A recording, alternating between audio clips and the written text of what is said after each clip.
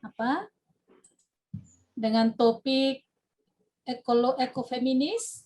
Nah, kali ini Pusat Studi Teologi Feminis Universitas Kristen Duta Wacana atau Fakultas Teologi Universitas Kristen Duta Wacana mengadakan webinar lagi dengan tema Kristologi Feminis. Jadi kalau yang buku yang kemarin, yang webinar yang lalu itu yang ekofeminis, proses percetakan buku, udah banyak yang tanya ini kapan terbit gitu ya, harap bersabar.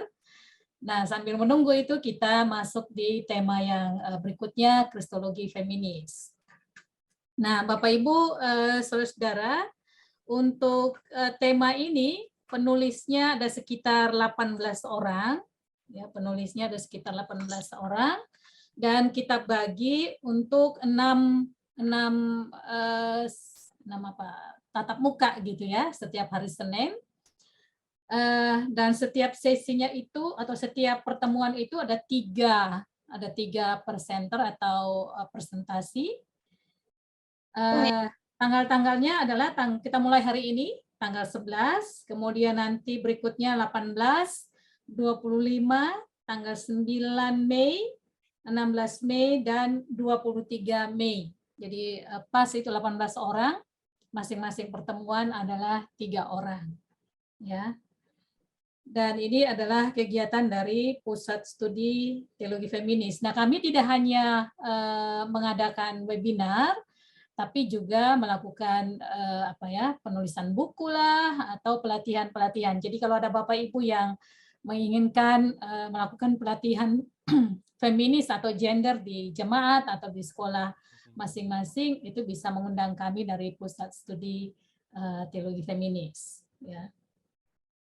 Nah, untuk hari ini, pembuka untuk webinar kita itu ada 3 orang, yaitu Ibu Maria R.A. Pada dari Fakultas Teologi Artawacana Kupang, kemudian ada Maria Magdalena Girelogo, ini mahasiswa S2 kalau nggak salah, dan ada dari Sari Asi. Nanti mereka akan memperkenalkan diri atau moderator akan memperkenalkan diri ya untuk 3 pembicara kita pada sore hari ini.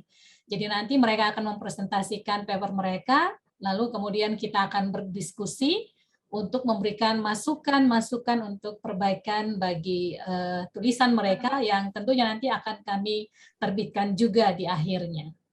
Nah, demikian sedikit pengantar dari saya untuk menghemat waktu karena ada 3 presentasi.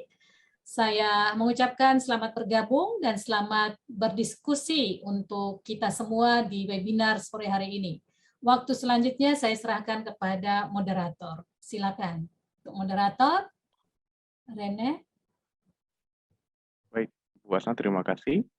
Selamat sore Bapak Ibu serta belum kedengaran, Rene.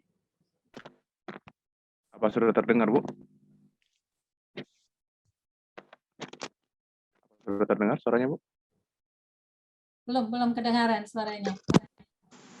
Dengar. Kami dengar. Oh, saya yang tak kedengaran. Oke, baik, terima kasih. Selamat sore Bapak Ibu serta rekan-rekan sekalian.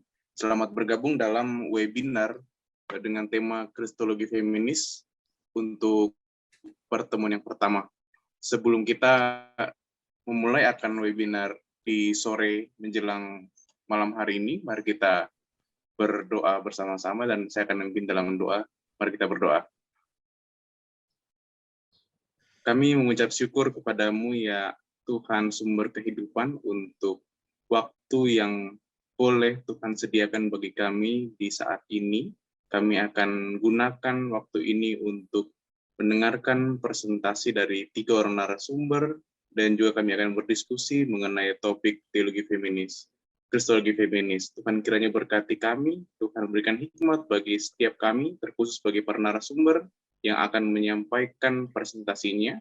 Biarlah mereka dapat mempresentasikan dengan baik dan juga kami selaku pendengar dapat mengerti dan memahami apa yang disampaikan di sore hari ini. Terima kasih Tuhan, hanya di dalam kami telah berdoa. Amin. Amin. Baik, Bapak Ibu serta rekan-rekan sekalian, sesi di sore hari ini akan dibagi dalam 3 sesi. Yang pertama yang akan mempresentasikan pertama adalah Ibu Pendeta Maria R.A. Pada dengan judul presentasi Yesus Ibu yang Terluka, Refleksi Kristologi Feminis di konteks pandemi COVID-19. Saya akan membacakan sedikit profil dari Ibu Pendeta Maria. Ibu Pendeta Maria R.A. Pada adalah dosen Fakultas Teologi di UKAW Kupang sampai saat ini.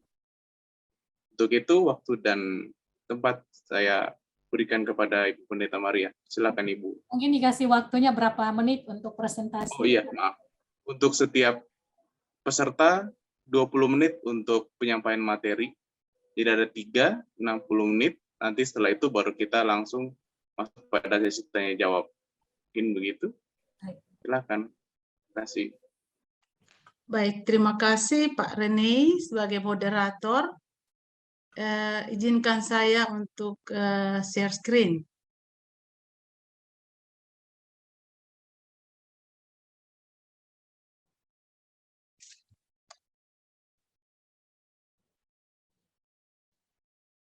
Sebentar ya.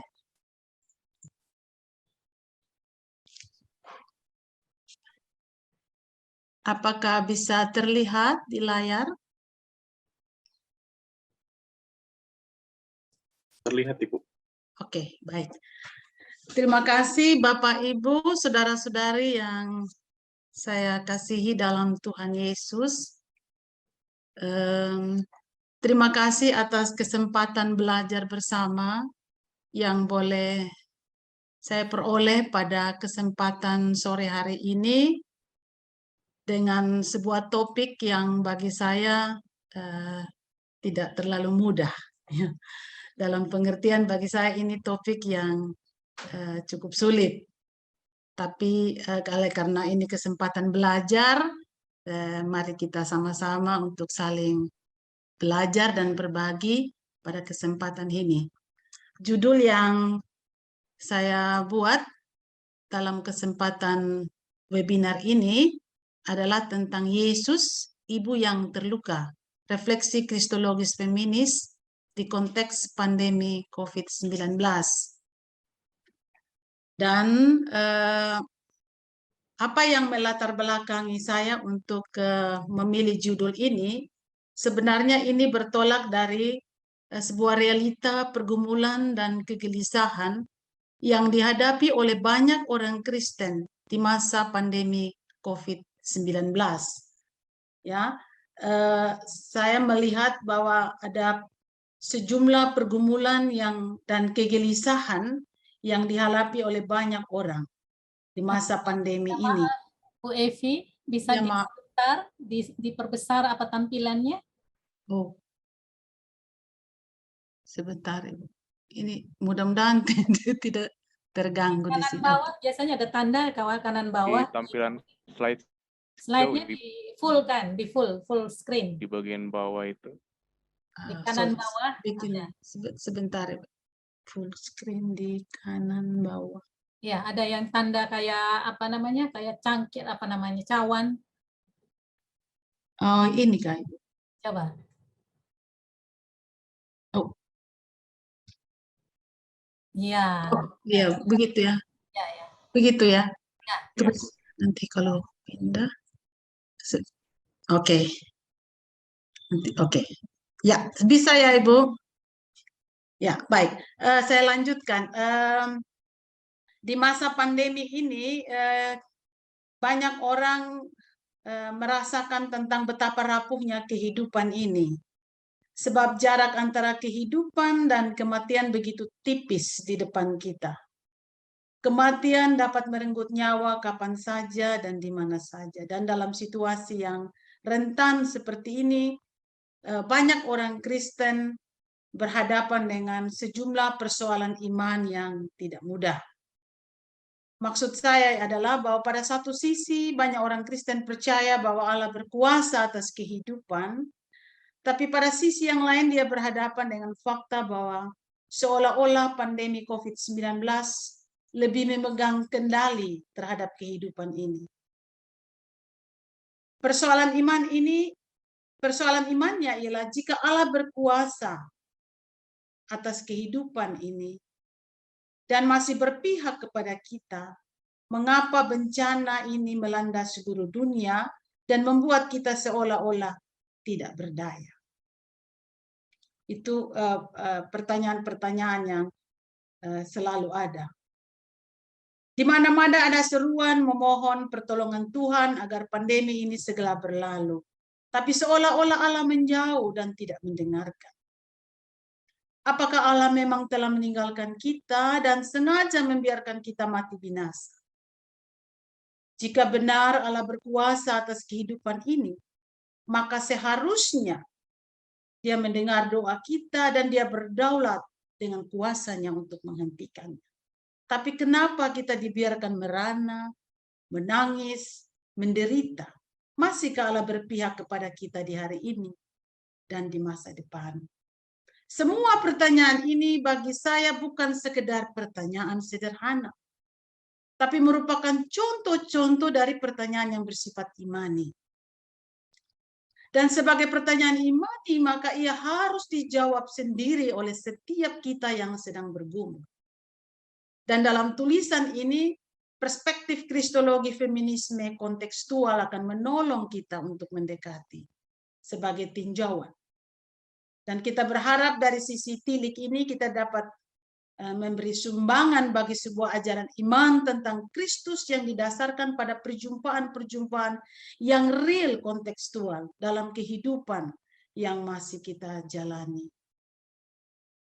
Bapak, Ibu, Saudara-saudara, sebenarnya upaya ini adalah bagian dari upaya untuk menangkap apa yang dikatakan tentang Kristus menurut orang-orang Kristen pada masa kini.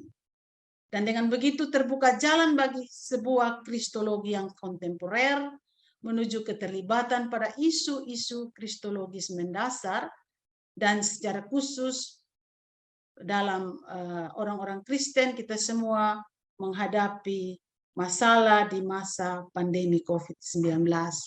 Dan tentang kristologi kontemporer ini kita kutip pandangan dari Volker Kuster.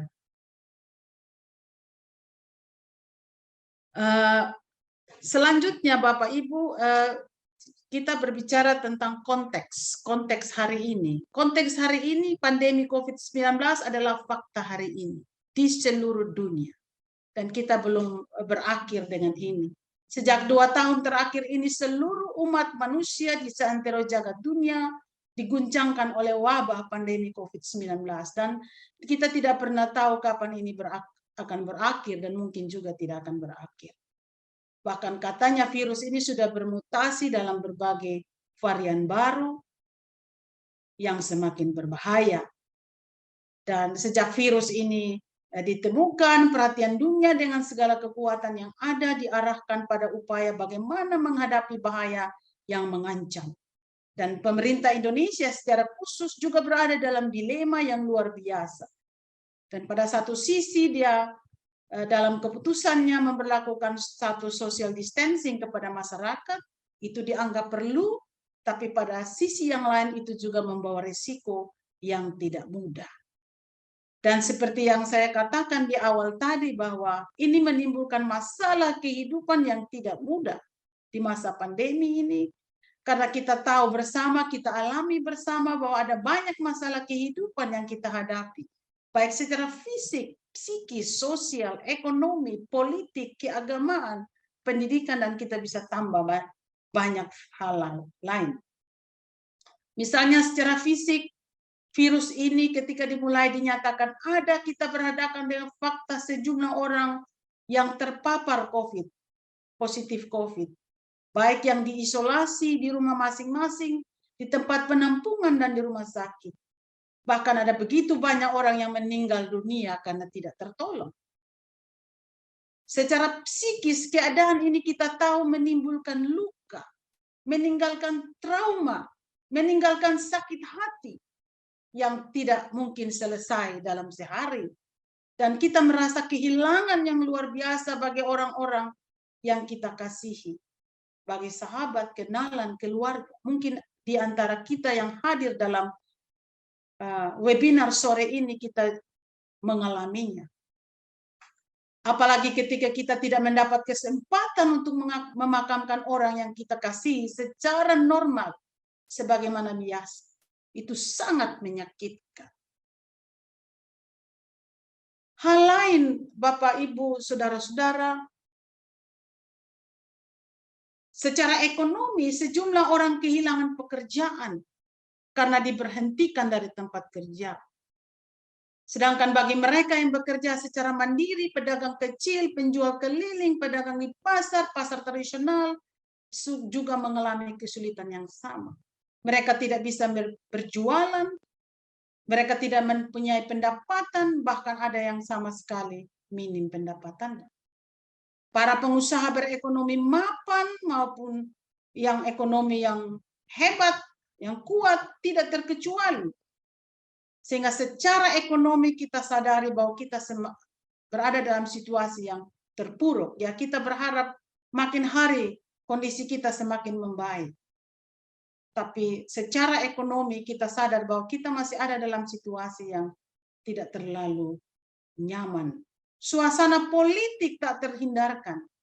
Oleh karena ada yang setuju dan ada yang tidak setuju dengan keputusan pemerintah. Apalagi kalau diberi muatan politik, ada banyak pihak yang menganggap ini sebagai kebohongan.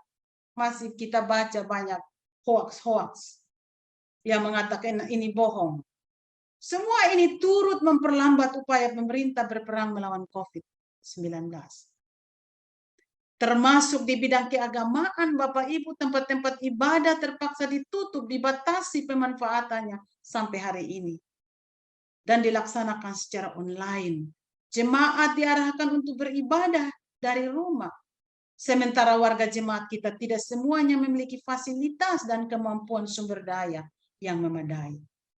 Di bidang pendidikan juga kita tahu, dan kita semua sebagai orang-orang akademik, kita masih merasakan kesulitan di masa pandemi ini dengan mengajar secara online, baik para pengajar maupun anak-anak kita, karena berbagai keterbatasan yang kita alami.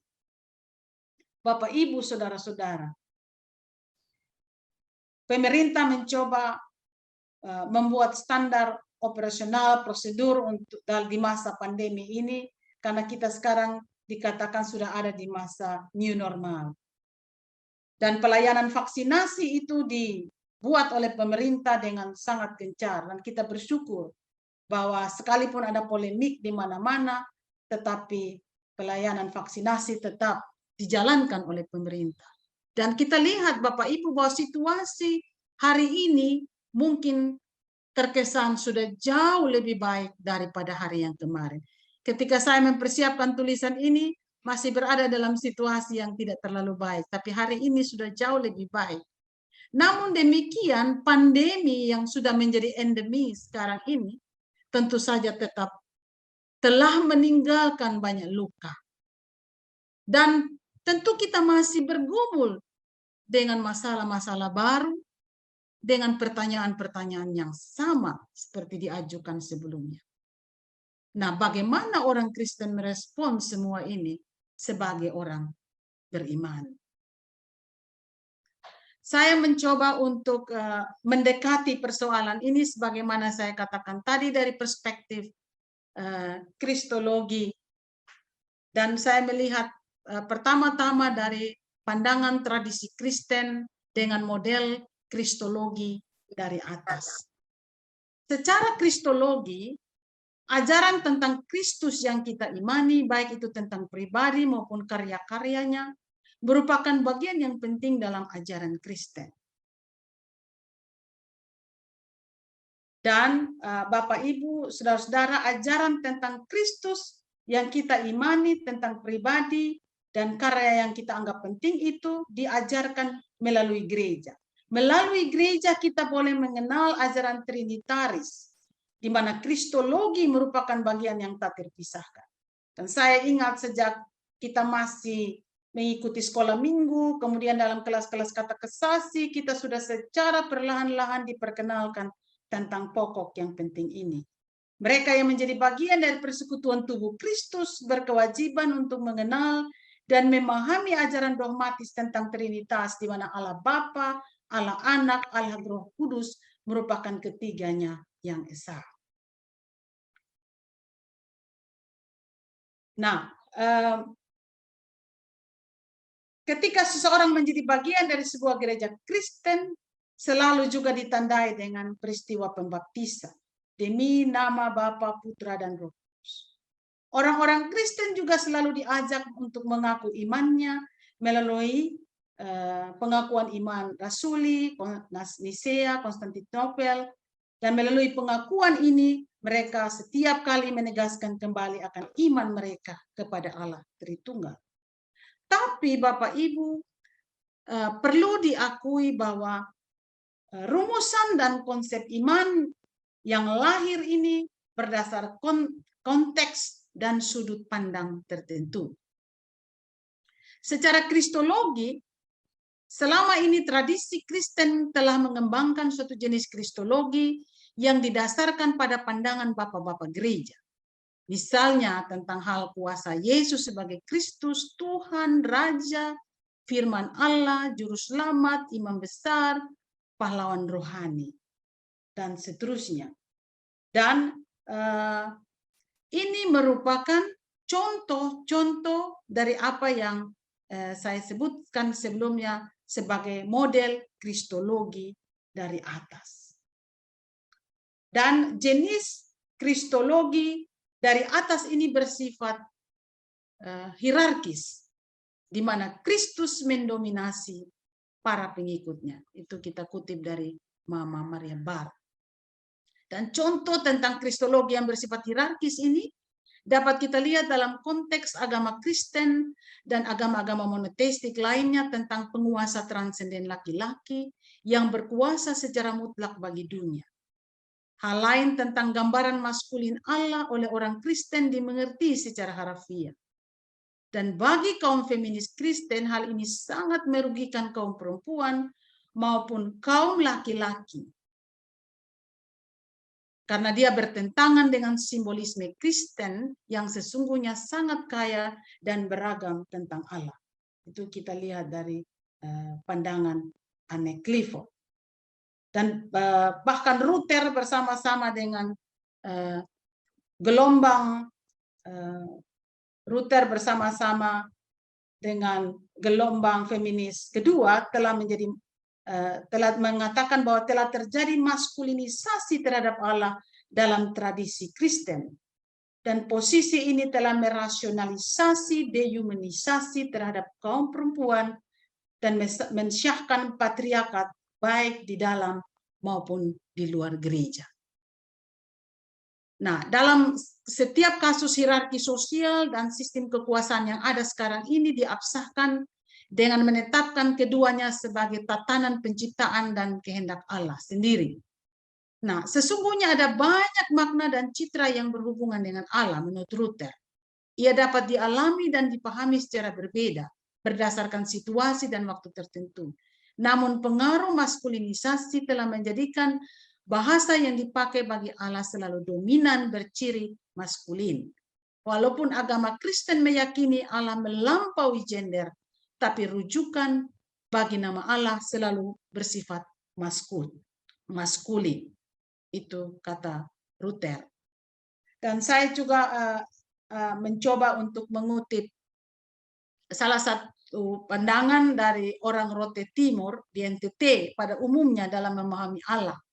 Mereka menyebut Bapa dengan sebutan Ama Mane Tua lain, yang secara harafiah Ama di sini berarti Bapa dan Mane Tua lain berarti yang paling awal, yang paling berkuasa, yang paling pertama dan utama.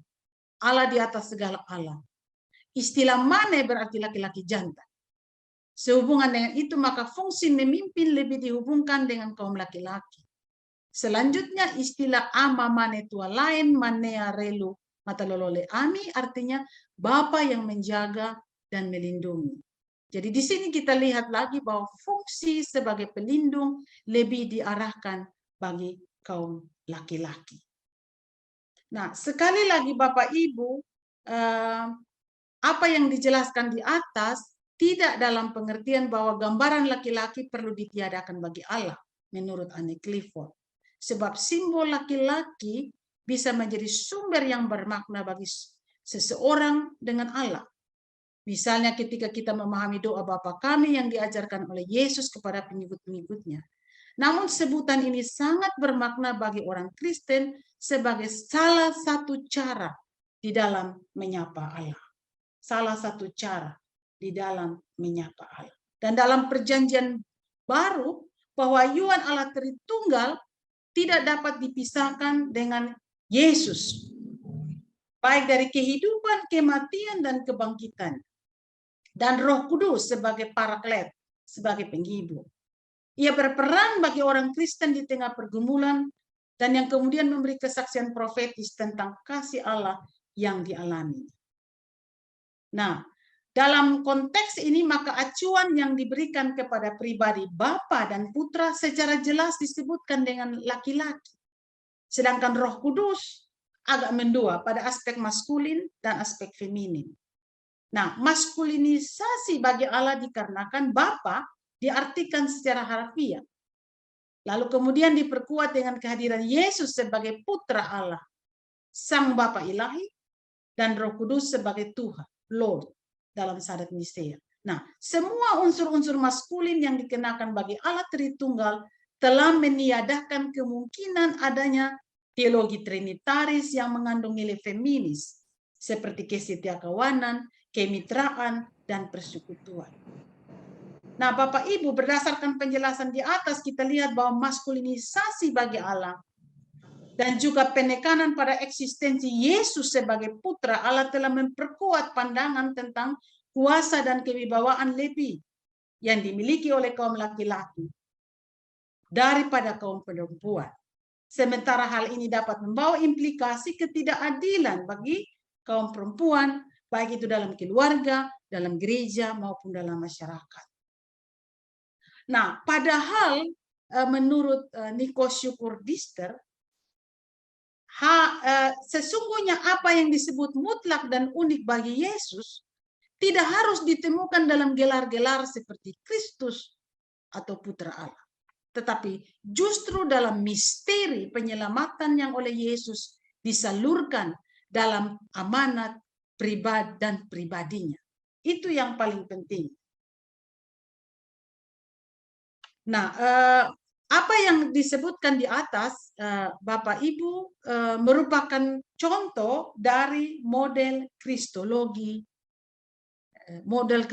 dari atas. Dan model kristologi dari atas ini tidak cukup menolong kita untuk secara mandiri dan secara bebas mengekspresikan iman sesuai dengan penghayatan kita sendiri dalam konteks di mana kita berada. Dan karena itu kita membutuhkan sebuah perspektif baru yang dapat menolong kita untuk memberikan kesaksian iman dari hasil perjumpaan kita secara imani dengan Yesus di konteks di mana kita berada. Dan karena itu saya mencoba menjelaskan tentang model kristologi dari bawah. Waktunya kurang dari 5 menit. Ya. Nah, model kristologi dari bawah ini adalah kristologi. Kristologi merupakan bagian yang penting yang tidak terpisahkan dalam ajaran Trinitas. Namun Trinitas dan kristologi menurut Bernard Lowes dapat dibedakan. Nah, hal kristologi merupakan soal khas Kristiani. Nah, pertanyaan yang diajukan dalam kristologi ialah bagaimana yang ilahi dan yang insani itu berhubungan satu sama lain melalui satu pribadi dalam diri Yesus.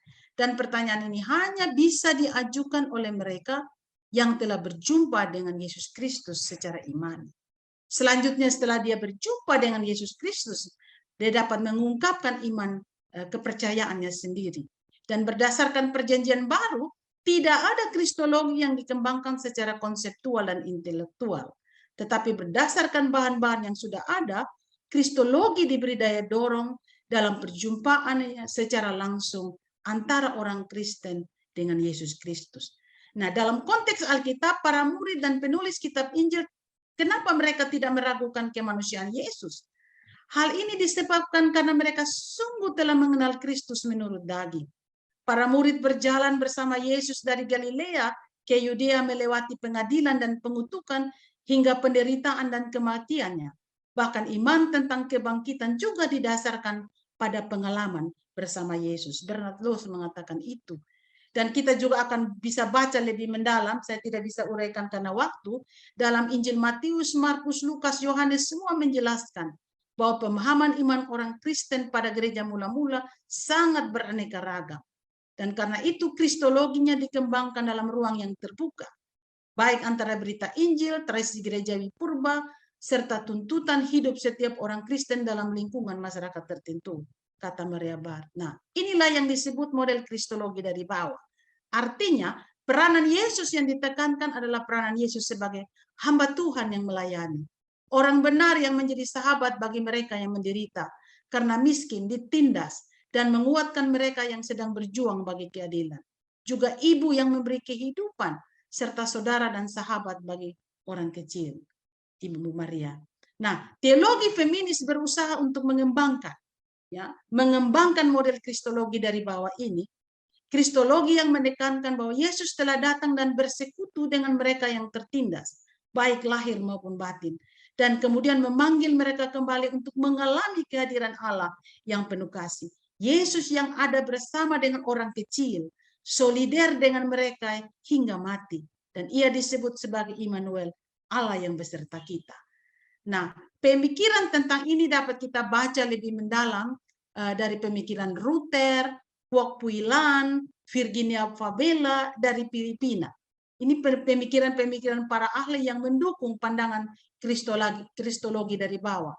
Misalnya pandangan Ruther, dia memandang tentang pemikiran tentang matriks ini menjadi penting untuk memahami Allah. Allah tidak dapat diidentikan dengan tampilan satu nama pribadi tertentu, jenis kelamin tertentu, tetapi suatu matriks.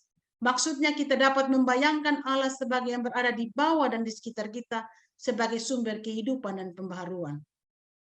Nah, Kwok Pui Lan melihat itu coba dari lensa pasca kolonial.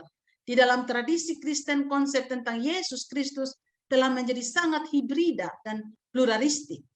Kwok Pui Lan mengkritik pandangan yang ingin memurnikan doktrin Yesus Kristus dan ingin menemukan kembali Yesus yang historis. Sebaliknya ia menyarankan pencarian terhadap Yesus yang hibrida. Konsep Yesus yang hibrida sangat berguna dalam menekankan pentingnya tradisi lokal untuk mengkonstruksi kembali kristologi yang kontekstual dan membebaskan dalam cara yang lebih cair dan kreatif.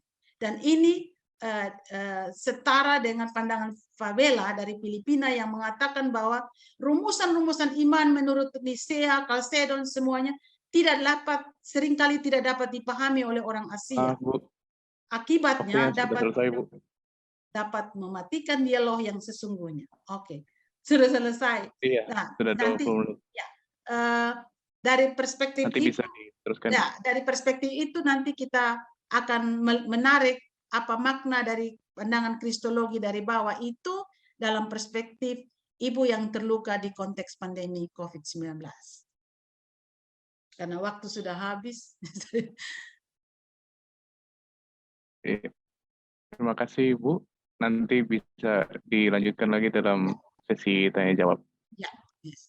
Baik, kita akan melangkah pada pemateri selanjutnya yang akan dibawakan oleh Saudari Maria Magdalena Birelogo dengan tema perempuan dan tenunan, sebuah upaya membangun kristologi dari perempuan penenun. Waktunya 20 menit dimulai dari sekarang. Silakan Kak. Ya, saya akan langsung share screen.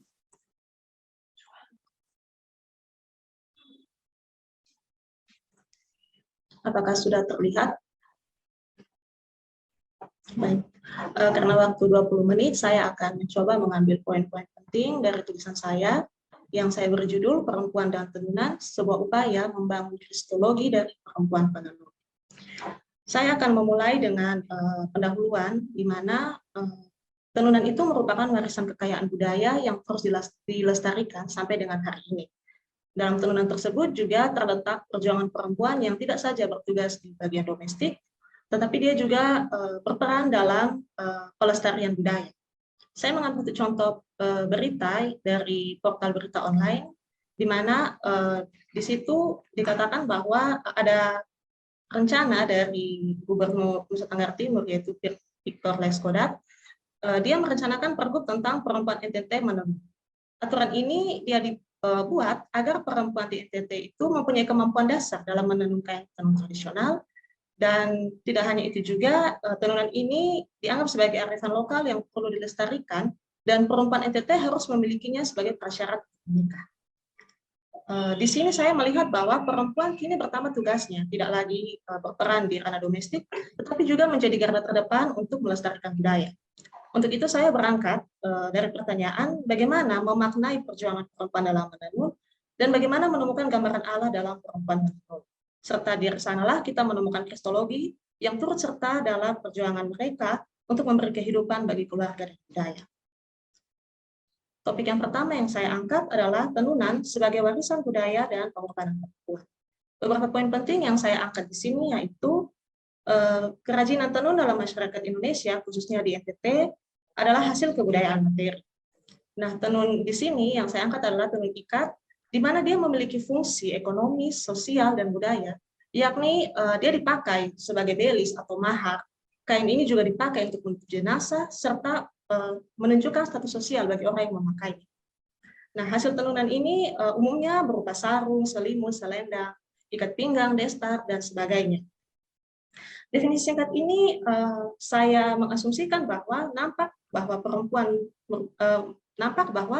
tenunan merupakan pengetahuan dan keterampilan yang berhubungan dengan peran perempuan. Tenunan yang dikerjakan memenuhi berbagai aspek kehidupan manusia serta relasinya dengan komunitas. Tidak berlebihan jika menyebutkan bahwa tenunan itu sebagai warisan budaya yang menempatkan perempuan sebagai garda terdepan untuk melestarikannya. Untuk itu lebih jauh, kita akan membahas dalam beberapa hal yang terkandung dalam selembar kain tenun. Saya membaginya dalam beberapa poin. Yang pertama, unsur-unsur tenunan. Memahami tenunan lebih jauh, maka kita harus memulai dengan memahami unsur yang terkandung di dalamnya.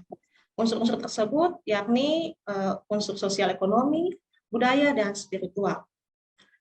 Umumnya, tenunan pada setiap suku memiliki motif dan pola yang berbeda, dan pengajarannya itu diwariskan pada anak cucu sebagai upaya untuk melestarikan.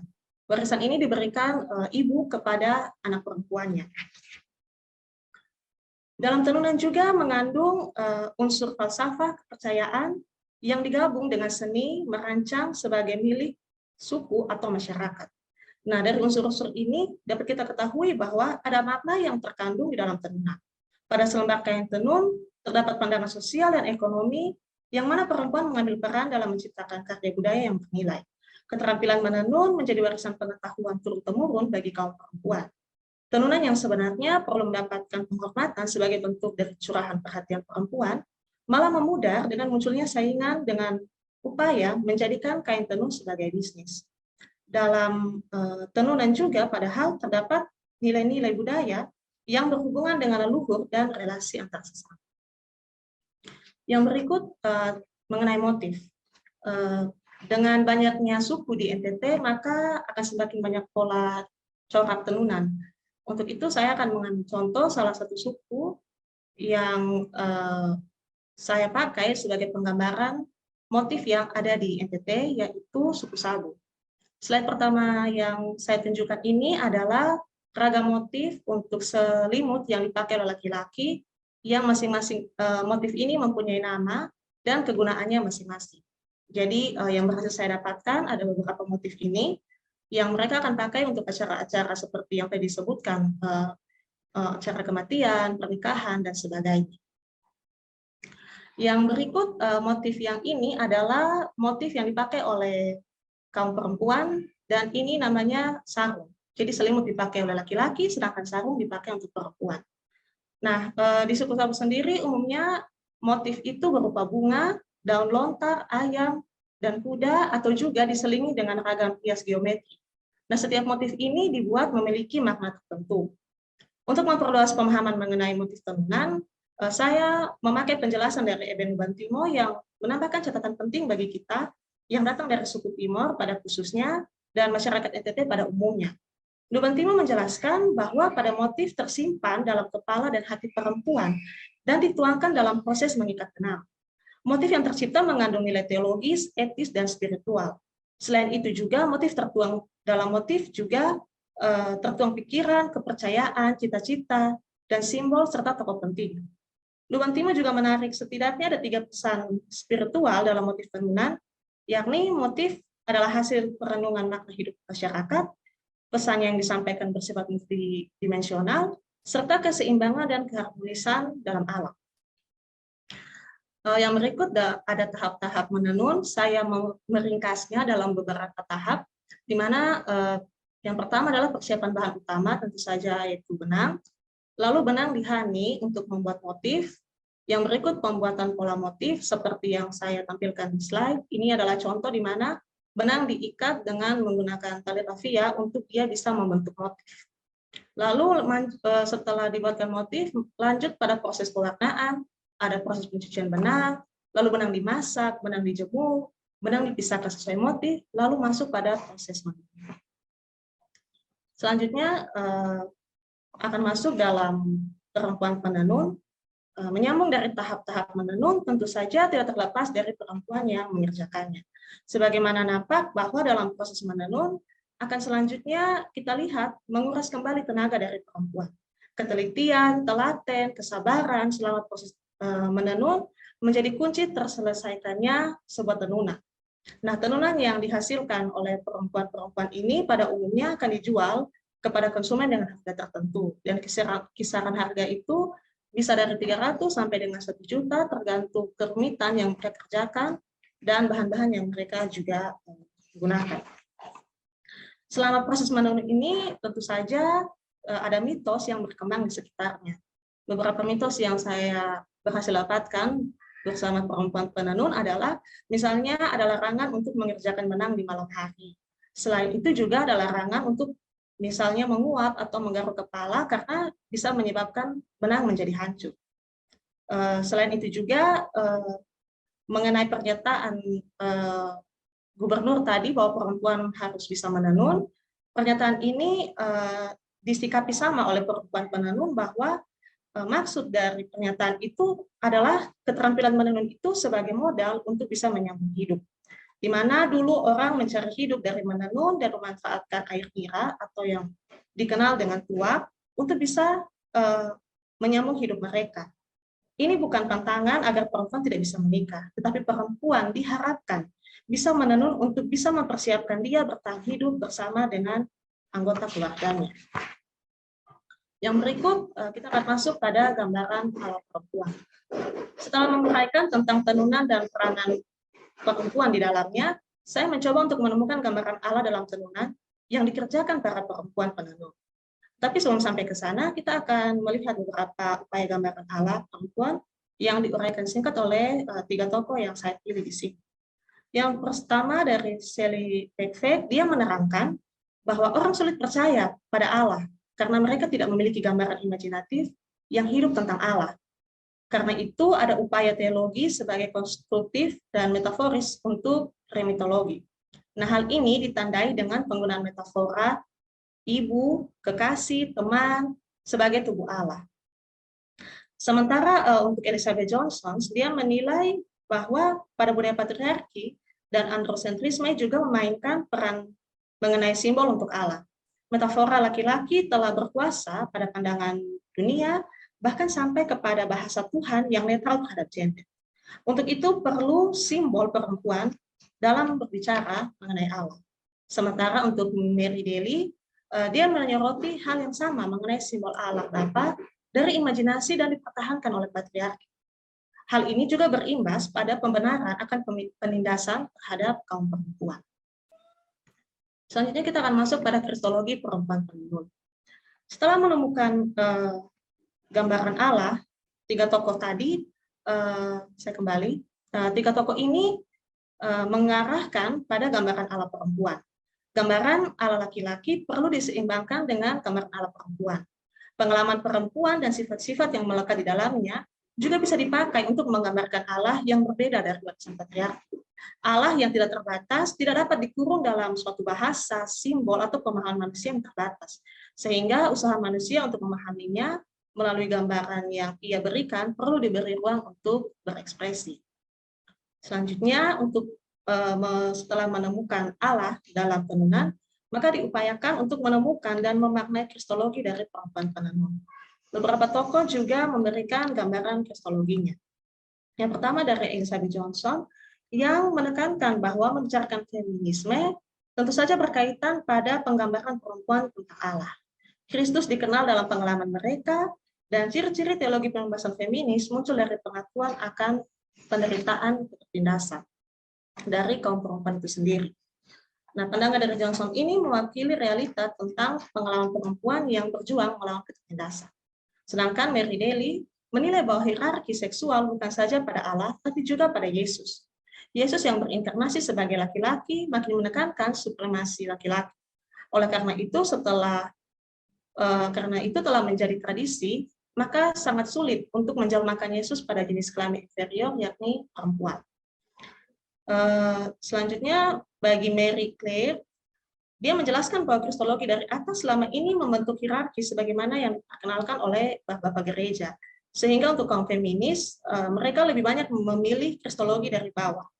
Pemilihan itu disebabkan oleh gambaran kristologi dari bawah yang memperkenalkan Yesus sebagai hamba yang melayani, berpihak pada kaum marginal, bagi seorang ibu, saudara, sahabat, dan bahkan sebagai orang kecil. Jika dihubungkan dengan kristologi terhadap perempuan dan tenunan, maka sumbangan dari Nuban Timo menjadi penting. Nuban Timo menawarkan sebuah kristologi sebagai motif tenun milik Allah. Dan dalam diri Yesus, Allah diperkenalkan kepada kita. Allah yang dikenal itu menjadi Allah yang berada di antara kita dan bahkan di dalam kita. Corak ragam yang dikerjakan Allah pada gereja adalah corak Yesus Kristus. Dengan demikian, motif kain tenun yang dikerjakan Allah adalah kristologi. Kristologi dapat direfleksikan dari pengalaman dan falsafah hidup masyarakat. Sebagaimana tenunan yang motifnya berangkat dari falsafah dan kepercayaan yang dihidupi, yang masih dilestarikan sampai dengan saat ini, begitu pula dengan Yesus yang adalah motif pada tenun Allah. Yesus adalah wujud nyata Allah dan dalam dialah kita mengenal Allah. Allah yang menenun kebaikan bagi manusia ditunjukkan oleh Yesus melalui karyanya. Perempuan pun menenun dengan sebaik-baiknya untuk menghasilkan karya yang indah dan berdaya guna bagi keluarga dan budaya.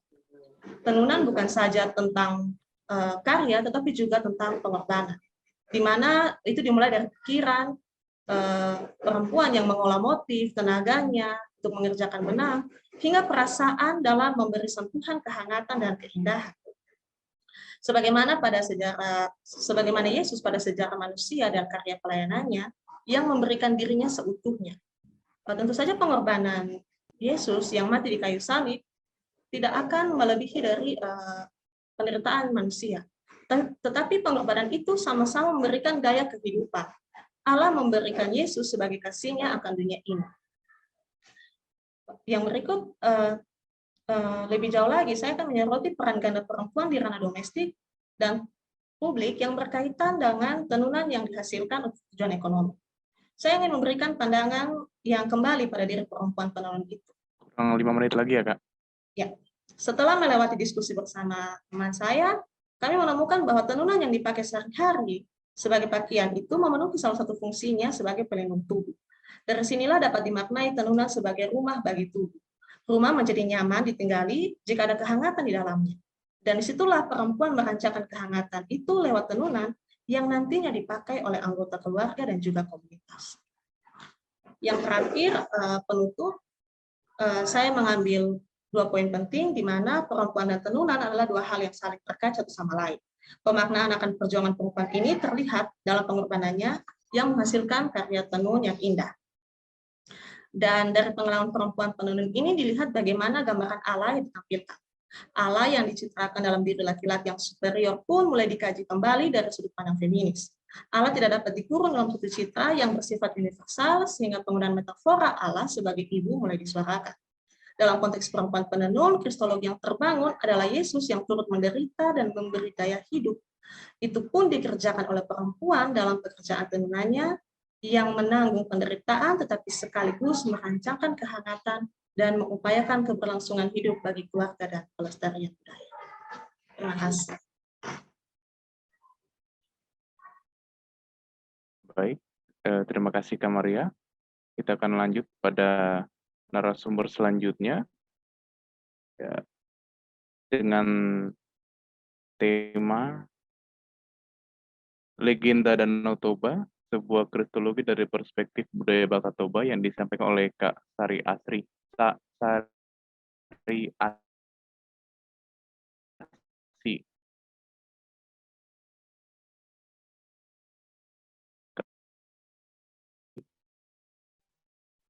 Mulai.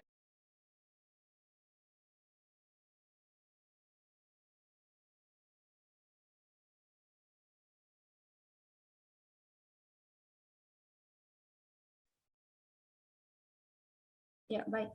Selamat sore Bu Asnat dan juga Rian dan juga Ibu Bapak yang sudah bergabung di dalam seminar ini. Saya akan melanjutkan untuk pembahasan selanjutnya. Izinkan saya untuk men-share materinya.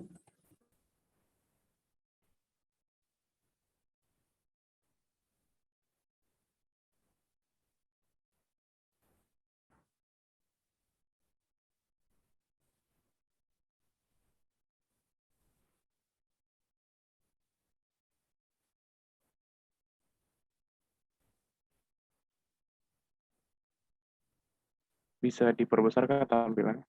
Oh ya, sudah kelihatan sebentar ya. Iya, bisa di zoom, di full screen.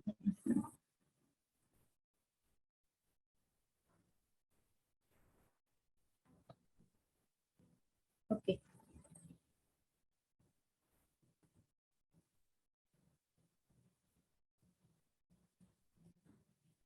Di full screen Kak. Ya, sebentar ya. Kayaknya ini kalau begini nggak kelihatan jelas ya, soalnya laptopnya agak bermasalah sedikit. Agak kecil. Iya, agak kecil ya. Oke. Ya. Ya, harusnya memang model slide ya. Oke. Ya, sorry nggak bisa full screen karena ada sesuatu. Ya, sorry. Ya baik, saya akan melanjutkan materi yaitu tentang legenda Danau Toba, sebuah kristologi dari perspektif budaya Batak Toba. Nah, dalam hal ini setiap orang pasti memiliki pemaknaan yang berbeda-beda tentang kehadiran Yesus Kristus di tengah-tengah kehidupan seturut dengan pengalaman masing-masing. Misalnya, bagi mereka yang termarginalisasi seperti kemiskinan, kekerasan, dan juga penindasan, maka kelompok ini akan melihat bahwa Kristus itu hadir di dalam situasi penderitaan yang mereka alami.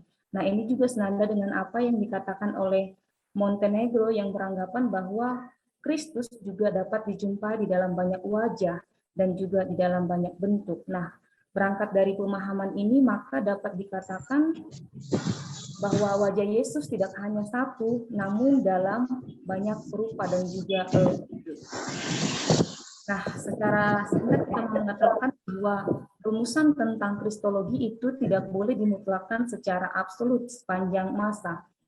Akan tetapi pengenalan akan siapa Kristus boleh dijumpai di dalam konteks di mana seseorang tinggal dan juga dibesarkan. Nah, keberagaman yang seperti ini dan juga kekayaan budaya yang dimiliki masing-masing suku di Indonesia mestinya sudah harus melahirkan pemahaman yang kaya pula tentang bagaimana gambaran dan juga makna daripada kehadiran Kristus. Nah, salah satu budaya yang ada di Indonesia ialah budaya Batak Toba.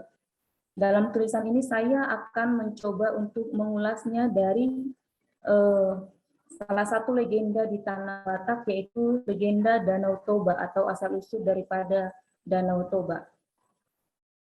Sebelum jauh melihat bagaimana kristologi yang akan dituangkan, kita mau lihat sekilas tentang kristologi. Ketika berbicara tentang kristologi, itu berarti menyangkut kepada orang Kristen yang juga bergumul dengan Yesus Kristus. Dan yang sebenarnya yang digumuli itu bukan hanya sebatas relevansi Yesus Kristus bagi manusia sepanjang sejarah. Tetapi yang jauh lebih digumuli ialah apa dan juga bagaimana makna daripada kehadiran Yesus bagi manusia. Nah, pembahasan tentang kristologi ini juga perlu didasari dari kenyataan dan juga pengalaman dari setiap individu ataupun komunitas. Sehingga ketika kita berbicara tentang kristologi, maka bukan hanya sebatas terkungkung di dalam tafsiran mengenai siapa Yesus, melainkan pengakuan iman kepada Yesus yang semakin mewarnai pejarahan hidup manusia. Juga di dalam kristologi ini tidak hanya sebatas pemahaman definisi intelektual saja, melainkan yang jauh lebih penting ialah keikutsertaan yang aktif di dalam perjuangan-perjuangan yang memanusiakan manusia. Nah, salah satu pokok persoalan yang sering dihadapi di dalam pemahaman tentang kristologi ialah pemahaman-pemahaman baru yang berbicara tentang keselamatan di dalam banyak budaya, yang pastinya ketika berbicara budaya ada banyak perbedaan yang kita bisa jumpai di dalamnya. Nah, hal ini bisa menyebabkan terjadinya ketertutupan banyak orang untuk mengenal siapa Yesus di dalam kebudayaan masing-masing. Nah, bagi kebanyakan masih menganggap bahwa Yesus Kristus itu tidak bisa dihayati melalui budaya yang ada. Nah, sehingga pemahaman yang seperti ini menyebabkan kebebasan di dalam menghayati dan memaknai keberadaan Yesus Kristus dalam diri setiap orang hanya bisa terjadi ketika tidak memisahkan antara pengalaman atau pergumulan kontekstual yang dialami.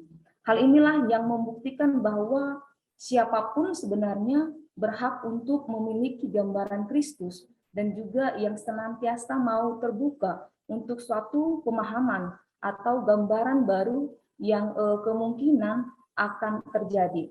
Nah, bagi mereka yang juga mengenal Yesus Kristus berdasarkan pengalaman, maka akan semakin merasakan lebih dekat dan bermakna terhadap gambaran tentang Kristus. Apabila hal ini telah terjadi, maka pengenalan akan Yesus Kristus tidak lagi menjadi sesuatu yang ada di langit ataupun di surga. Akan tetapi kehadiran Yesus bisa dihayati dan juga disaksikan di dalam konteks kehidupan yang sangat dekat dengan manusia. Selain itu, seseorang yang sudah mampu menghayati Kristus juga ada di sini dan saat ini. Maka kepekaan terhadap isu-isu sosial juga semakin meningkat ketika seseorang sudah bisa menghayati bahwa Kristus ada di sini dan saat ini. Sehingga pemahaman tentang Yesus Kristus itu tidak lagi dipahami hanya berada di dalam kerajaannya, melainkan ada di samping dan bersama-sama dengan manusia saat ini. Sehingga pemahaman kristologi itu juga bukan hanya untuk pengungkapan siapa Yesus bagi manusia, melainkan bagaimana manusia bisa mendapatkan kembali kehidupan dan juga amanah daripada Yesus dengan sedemikian rupa, sehingga mendatangkan pembebasan dan juga kuasa bagi perempuan-perempuan lainnya.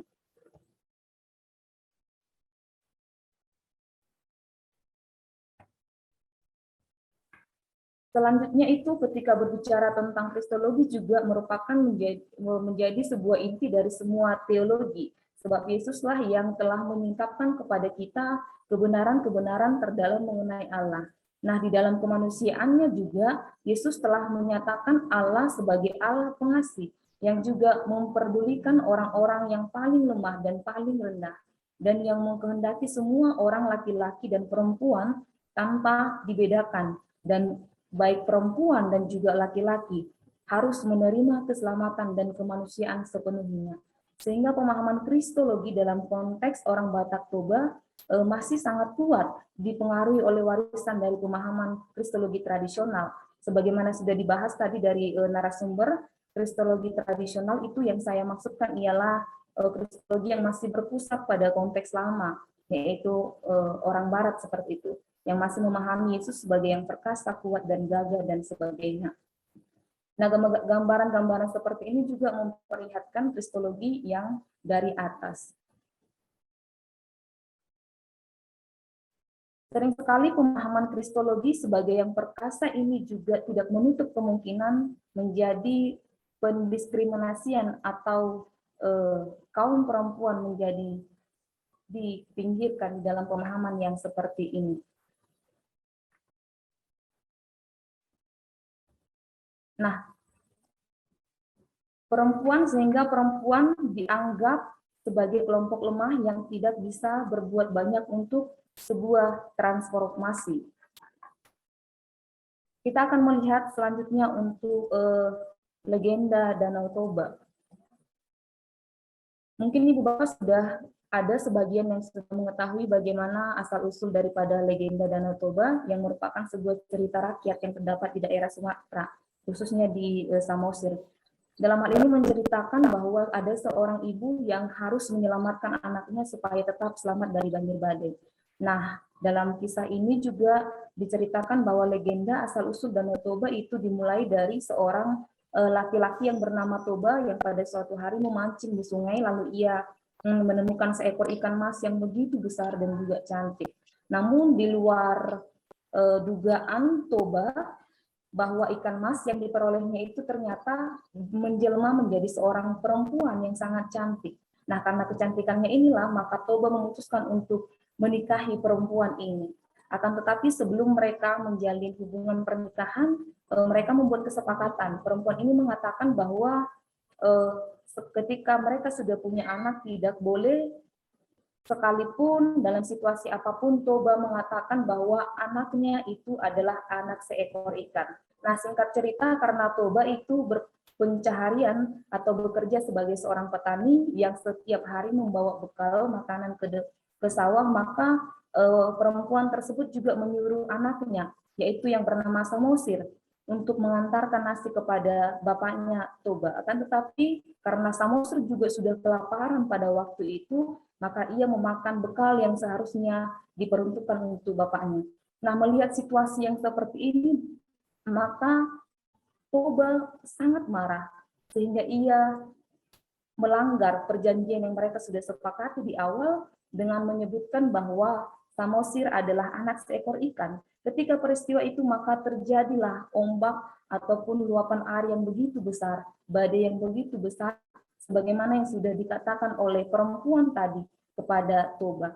Nah, untuk mensiasat itu, maka perempuan ini berlari untuk mengejar anaknya Samosir. Lalu ia menyuruh supaya Samosir naik ke atas agar ia tidak ikut di dalam luapan air itu. Maka untuk menyelamatkan anaknya itu, maka perempuan itu yang menjadi korban daripada badai besar yang terjadi, sehingga terjadilah Danau Toba. Nah, dari kisah legenda Danau Toba ini ada dua hal yang saya cukup menarik untuk kita ketahui bersama. Yang pertama itu bahwa kisah legenda Danau Toba ini memperlihatkan bagaimana perjuangan seorang perempuan demi menyelamatkan anaknya dari banjir yang begitu besar. Nah, yang kedua yang saya bisa lihat ialah perempuan yang sama sekali tidak memperlihatkan ketergantungannya kepada laki-laki atau suaminya Toba, akan tetapi ia bisa menjadi seorang perempuan yang mandiri. Baik, adapun upaya kristologi yang bisa saya haturkan di dalam pemaparan tentang legenda asal-usul Danau Toba ialah perempuan sebagai sumber air kehidupan. Yang pertama itu mengapa saya mengatakannya, alasan yang pertama bahwa Danau Toba hingga pada saat ini menjadi sumber air bagi masyarakat di sekitar, khususnya kepada masyarakat di dalam 6 kabupaten di Sumatera Utara. Kemudian alasan yang kedua ialah menunjukkan bahwa sosok perempuan dalam legenda ini melahirkan sebuah pemahaman kristologi yang menggambarkan Yesus sebagai sumber air kehidupan. Sama halnya dengan legenda Danau Toba yang memperlihatkan perjuangan seorang perempuan demi menyelamatkan anaknya.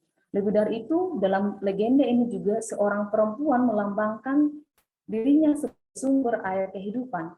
Sumber air kehidupan yang dimaksudkan ialah kebutuhan jasmani manusia.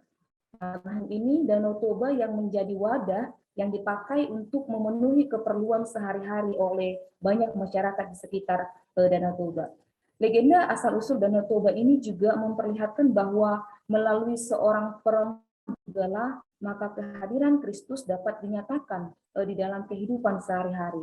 Oleh karena air menjadi kebutuhan primer manusia setiap saat, yang pastinya akan menjadi dekat di dalam kehidupan manusia setiap harinya. Nah, luapan air mengorbankan dirinya demi menyelamatkan anaknya, sebagaimana yang sudah dikisahkan di dalam legenda asal-usul Danau Toba. Sehingga dapat dilihat bahwa gambaran tentang siapa Yesus juga semakin dirasakan secara dekat oleh orang percaya, terlebih kaum perempuan. Pemahaman Kristologi tidak lagi dibatasi dari dia yang duduk di kursi singgasana, akan tetapi kehadiran Kristus dan pengenalan Kristus dapat dijumpai di dalam kehidupan sehari-hari dan bersama-sama dengan manusia. Dalam hal ini, Danau Toba yang menjadi sumber air yang dipakai masyarakat sekitar sebagai pemenuhan kebutuhan sehari-hari. Selanjutnya, sumbangsi pemikiran terhadap pemahaman Kristologi perempuan Batak Toba. Diawali dengan keprihatinan terkait persoalan kaum perempuan di dalam gereja dan diskriminasi atau pengabaian terhadap kisah-kisah perempuan di dalam Alkitab, tampaknya penting untuk memberikan sumbangsi pemikiran melalui sebuah kritik mengenai perspektif Kristologi gereja.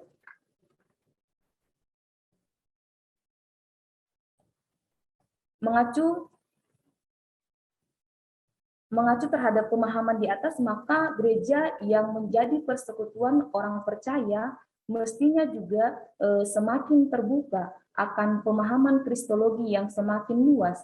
Nah, pemahaman Kristologi yang semakin luas ini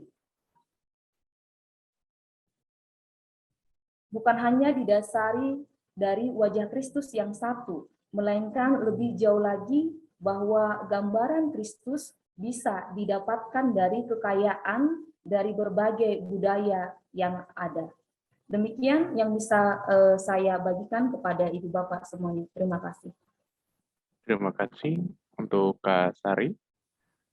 Bapak Ibu serta rekan-rekan sekalian, sebelum kita masuk dalam sesi tanya jawab, ada baiknya kita untuk mengambil foto bersama terlebih dahulu. Sebelum kita masuk dalam sesi tanya jawab, apakah Mas Andres bisa membantu untuk mengambil gambar, Mas? Soalnya laptop saya agak sedikit error untuk ambil gambar.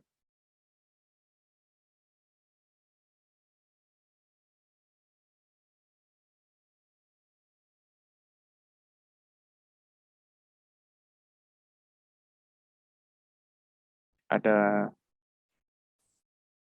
Mbak Eka telepon. bisa ambil, Mbak Eka? Ya, saya bantu Ibu. Tolong Baik. semuanya kameranya di-on-kan ya. Dibuka kameranya ya, Bapak Ibu Saudara, biar kelihatan mukanya.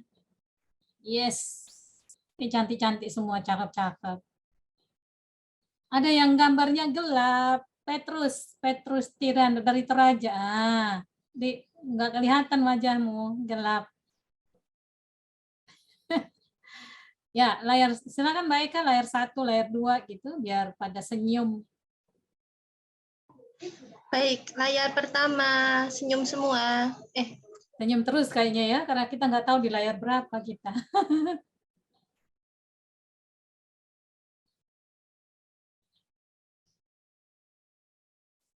Udah, Mbak? Oke, layar pertama. Mau tepung enggak? Enggak. Namanya siapa? Namanya siapa? Layar 2, Mbak, udah? Namanya siapa? Yang tadi namanya siapa? Layar 2. Yang anak-anak namanya siapa?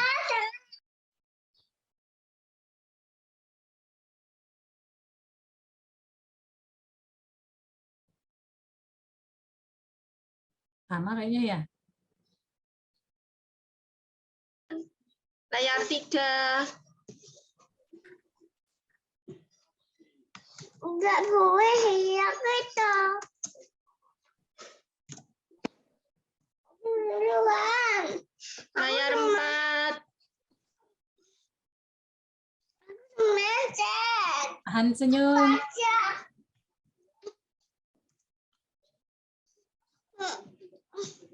Layar 5. Enggak mau, aku maunya dioper.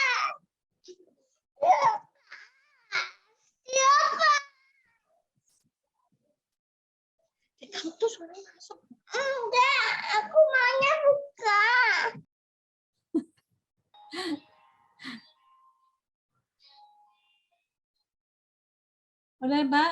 Layar 6, 7.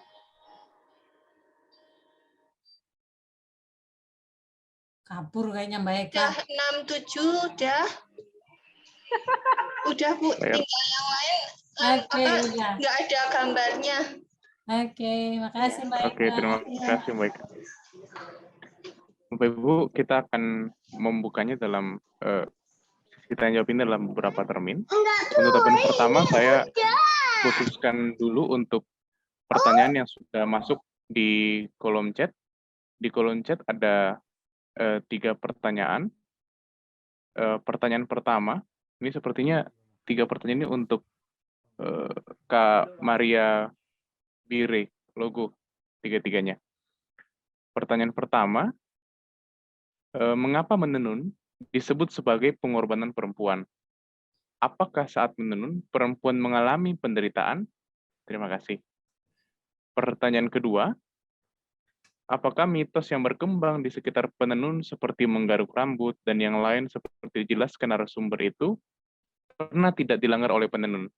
Jika pernah, apa yang terjadi selanjutnya? Apa tanggapan perempuan penenun akan hal tersebut? Terima kasih. Dan pertanyaan terakhir, kristologi penenun, bisakah dihubungkan dengan kisah perempuan yang mengalami pendarahan 12 tahun yang menyentuh jubah Yesus? Dengan imannya, dia mengalami kesembuhan. Perempuan-perempuan yang menenun selain untuk nafkah, tapi juga sarana healing bagi perempuan. Silakan Kak Maria untuk dijawab dulu. Ya, baik. Terima kasih untuk pertanyaan yang diberikan. Saya akan menjawab pertanyaan pertama dari Ibu Pendeta Joli tentang pengorbanan perempuan. Ya, pengorbanan perempuan di sini kita bisa lihat bahwa perempuan memiliki peran ganda, yaitu dia berperan di rumah dan dia juga mempunyai peran sebagai orang yang melestarikan budaya. Dalam menenun, dia berusaha untuk memberikan kehangatan dalam setiap tenunannya. Lalu dia juga harus memberikan perhatian kepada keluarganya. Dia harus melayani keluarganya dan itu adalah bagian urusan domestik. Nah, tentu juga itu dia memerlukan waktu yang lama untuk mengerjakannya. Dia butuh ketelitian, dia butuh kesabaran, dan dalam proses yang lama itu bisa menghasilkan kain tenun yang bagus. Sementara perempuan juga selain menenun, dia harus menjadi seorang ibu, seorang istri yang harus melayani keluarganya. Dan hasil tenunannya itu pun dia pakai untuk dia jual untuk kebutuhan anggota keluarganya. Nah, di sini dia juga mengambil peran sebagai orang yang mencari nafkah selain daripada suami. Nah, kalau seandainya tidak setara peran yang ada dalam rumah tangga, maka salah satu dari keduanya akan mengalami penderitaan. Dan penderitaan di sini dihubungkan dengan pengorbanan. Pengorbanan itu akan menghasilkan kehidupan sebagaimana pengorbanan yang Yesus berikan kepada kita, yaitu kehidupan. Nah, tidak ada pengorbanan tanpa penderitaan, seperti yang dialami oleh perempuan dan juga Yesus. Yang berikut pertanyaan dari Saudari Nima mengenai mitos yang berkembang. Mitos yang berkembang ini sebenarnya dimaknai secara filosofis. Sebagaimana yang tadi sudah dijelaskan bahwa perempuan mengerjakannya harus dengan hati-hati, harus dengan telaten. Jika dia salah dalam proses pengerjaannya, dia kurang berkonsentrasi, salah satu benang bisa putus, maka motif yang ada itu akan menjadi rusak. Pengerjaan yang dia kerjakan dari awal, membuat pola dan sebagainya, akan menjadi rusak pada proses menenun. Jadi dalam proses menenun itu ketelitian sangat dibutuhkan.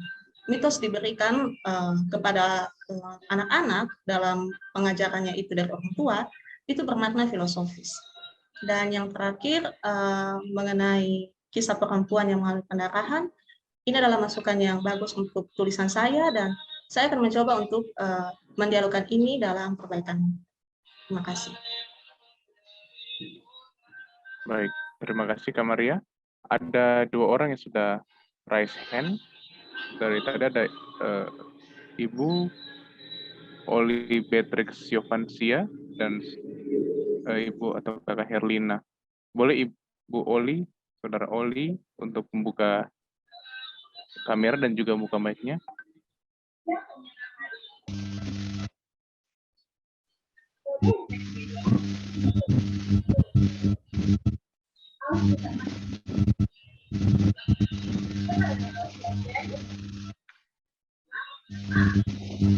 Boleh, apakah bisa membuka mic dan bertanya?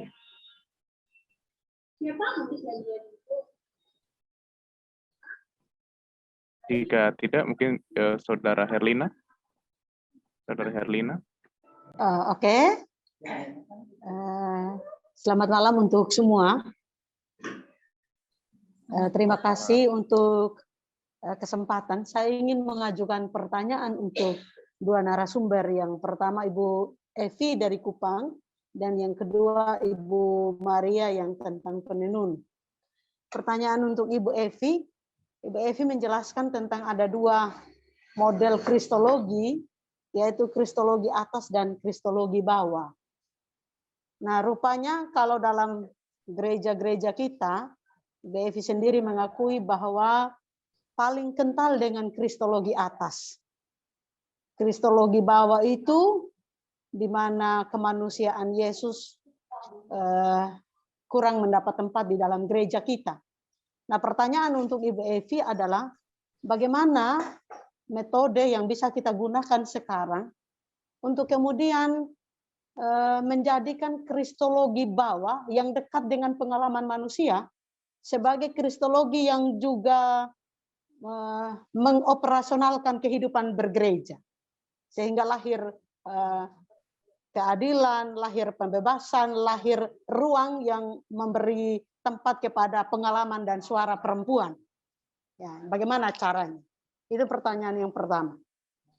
Pertanyaan yang kedua, sebenarnya kalau kita setia kepada Alkitab, menurut saya, maka Trinitarian dalam Protestan itu memberi ruang kepada kristologi bawah juga mestinya.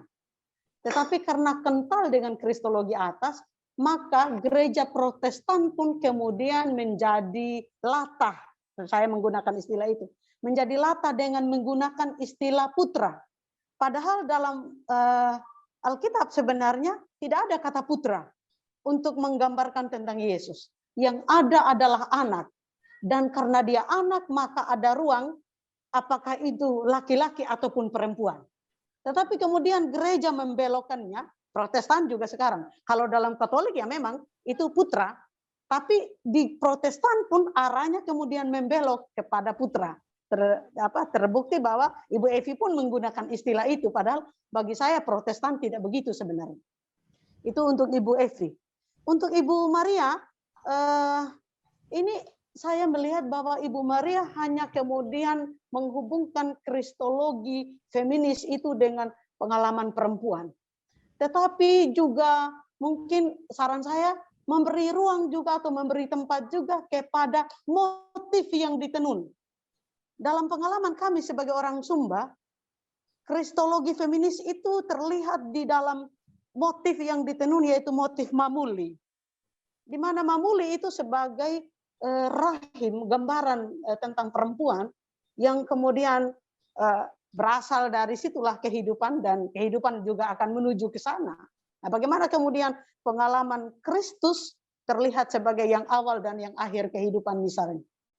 Saya mengajukan itu. Terima kasih, Pak. Terima kasih untuk Ibu Herlina. Tadi ada Saudara Timo yang raise hand. Saudara Timo mungkin mau bertanya?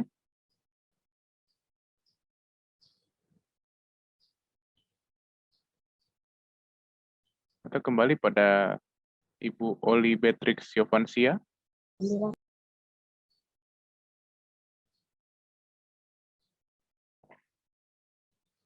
Jika belum, mungkin bisa dijawab terlebih dahulu untuk Ibu Maria dan juga Ibu Maria terlebih dahulu, dan kemudian Kak Maria. Silakan. Halo. Ya, sudah terdengar, Bu. Terima kasih untuk Ibu Pendeta Herlina atas pertanyaannya tentang metode. Metode apa kira-kira? Saya pikir ini bukan pertanyaan yang mudah untuk dijawab, dan itu akan juga menjadi masukan bagi saya untuk mungkin nanti di tulisan yang akan saya revisi itu nanti saya akan memperjelas tentang metodenya, tentang konkretisasi daripada upaya untuk kristologi yang kontekstual itu seperti apa.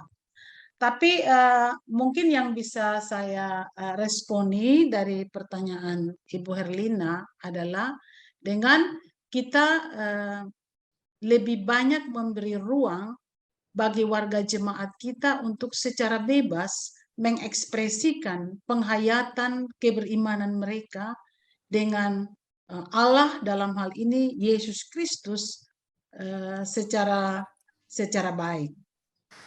Ya, kita selalu memberi ruang, selalu memberi kesempatan kepada mereka untuk berekspresi tentang sejauh mana penghayatan mereka tentang Yesus Kristus yang mereka imani dalam pengalaman iman mereka masing-masing. Ya, kita selalu memberi ruang kebebasan kepada mereka untuk melakukan itu. Misalnya itu di dalam pemahaman-pemahaman Alkitab, kita dapat mengajak mereka untuk bagaimana mereka menghayati Kristus. Apa yang mereka mengerti tentang Kristus dalam pergumulan mereka. Bagaimana mereka dapat mengekspresikan tentang Allah yang mereka percaya itu dalam mereka menghadapi berbagai persoalan dan tantangan yang mereka hadapi. Ya, saya secara khusus di sini menghubungkan aspek kristologi dari bawah ini dalam perspektif mereka yang menderita di masa pandemi, mereka yang merasa kehilangan di masa pandemi, mereka yang menangis, mereka yang gelisah, mereka yang trauma di masa pandemi. Dan di masa-masa seperti itu semua orang pergi untuk menyelamatkan diri mereka sendiri karena mereka tidak mau tertular. Ya, pada masa-masa awal itu mereka semua menghindar jauh. Ketika orang mengalami kedukaan, ditinggalkan oleh orang-orang yang mereka kasihi, kita menyaksikan di depan mata kita bagaimana mereka sendiri menanggung beban yang mereka alami. Ya, mereka sendiri berpelukan di rumah-rumah tangga mereka masing-masing, dan tidak ada orang yang berani datang untuk merangkul dan memeluk mereka. Mereka gelisah, mereka sakit. Bagaimana mereka memahami kehadiran Kristus dalam situasi yang seperti ini? Dan saya membayangkan seperti yang ditawarkan oleh teolog yang saya kutip ya di dalam materi saya dari tentang Allah, Kristus sebagai ibu yang terluka bersama kita di masa pandemi dalam menurut pemikiran Chung Hyun Kyun, dan dianggap bahwa bagi kebanyakan perempuan Asia menggambarkan Yesus sebagai ibu. Kita tahu bagaimana gambaran tentang seorang ibu dalam masyarakat kita. Ibu yang merangkul, ibu yang berusaha untuk menenangkan anaknya yang menangis, bahkan ibu yang mau menggantikan anaknya ketika anaknya mengalami penderitaan, ibu yang tidak pernah meninggalkan anaknya. Nah, gambaran-gambaran tentang ibu yang dia alami dalam pengalaman keseharian itu dapat menolong kita ketika orang-orang Kristen pada masa ini berada di masa pandemi. Jikalau Yesus itu dia maknai sebagai ibu dalam kehidupannya, dia juga percaya bahwa sekalipun semua orang pergi meninggalkan dia, tapi Yesus sang ibu itu tidak pernah akan meninggalkan dia. Jadi tentang metode-metode itu kita bisa giatkan melalui pemahaman-pemahaman Alkitab, melalui perjumpaan-perjumpaan kita yang nyata ketika kita bersama-sama dengan warga jemaat, kita dapat mengajak mereka bagaimana menghayati tentang kehadiran Kristus di tengah-tengah situasi ekonomimu yang morat-marit seperti sekarang ini. Bagaimana? Seperti itu Ibu Herlina. Semoga bisa ditangkap. Terima kasih. Terima kasih untuk Ibu Maria. Selanjutnya Kak Maria boleh. Ya, baik. Terima kasih untuk Ibu Herlina yang telah memberi masukan yang sangat baik bagi tulisan saya. Memang dalam tulisan saya ini masih ada banyak kekurangan Dan ini masukan yang sangat bagus untuk memperkaya apa yang kurang dari tulisan saya, di mana motif juga harus diberikan tempat, diberikan ruang untuk bisa berefleksi dari hal tersebut. Nah, karena motif yang ada juga banyak, saya akan dalam perbaikannya nanti, saya akan mencari maknanya, saya akan lebih menggali lagi hal-hal yang terdapat dalam motif. Tapi kalau seandainya boleh menjawab secara singkat, bahwa saya mengutip sebagaimana yang tadi sudah saya jelaskan dari Nuban Timo, bahwa dalam tenunan itu juga ada 3 pesan spiritual di dalam, yaitu motif adalah hasil perenungan makna hidup masyarakat, pesan yang disampaikan bersifat multidimensional, serta keseimbangan dan keharmonisan dalam alam. Yang saya juga kalau secara cepat bisa mengambil refleksi bahwa keharmonisan dengan alam dalam alam itu juga pasti ada hubungan yang vertikal dan horizontal. Terima kasih. Terima kasih untuk Kak Maria dan juga Ibu Pendeta Maria. Apakah ada rekan-rekan yang ingin bertanya secara langsung lagi? Bisa Masih ada langsung. satu pertanyaan untuk Ibu Evi itu, Pak. Oh iya, Yang soal putra itu tadi. Terima kasih. baik, terima kasih. Silakan Ibu Evi. Ibu Herlina bisa diulang sekali lagi yang maksudnya tadi. Sebenarnya kalau kita setia kepada teologi Alkitab, di dalam Alkitab itu ada juga rujukan soal kristologi bawah yang kemudian memberi ruang terhadap pengalaman kemanusiaan. Hanya saja kemudian dalam pengalaman bergereja, arah kita kemudian lebih cenderung kepada kristologi atas itu, sehingga penyebutan yang kita lekatkan kepada Yesus juga menjadi berubah. Kalau dalam gereja Katolik sudah pasti bahwa dia putra dan itu laki-laki. Tapi kalau dalam teologi Protestan dia anak. Jadi terbuka ruang perempuan dan laki-laki tercakup di dalamnya. Hanya saja tadi saya mendengar, oh Ibu Evi juga menggunakan kata putra untuk Trinitarian yang menyebut Kristus begitu. Nah ini kan juga pembelokan arah menurut saya dari kristologi yang cenderung kepada kristologi atas itu. Bagaimana menurut pandangan Ibu? Terima kasih. Ya, baik. Terima kasih Ibu Herlina atas masukannya.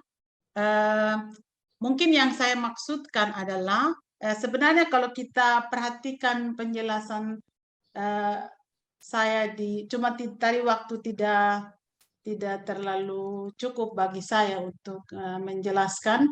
Memang benar sebenarnya dalam perspektif Alkitab sebenarnya justru penekanan tentang kristologi dari bawah itu ada dan sangat kelihatan. Cuma itulah yang lebih ditekankan adalah kristologi dari atas. Yang dalam penekanannya lebih pada kristologi dari atas. Namun demikian,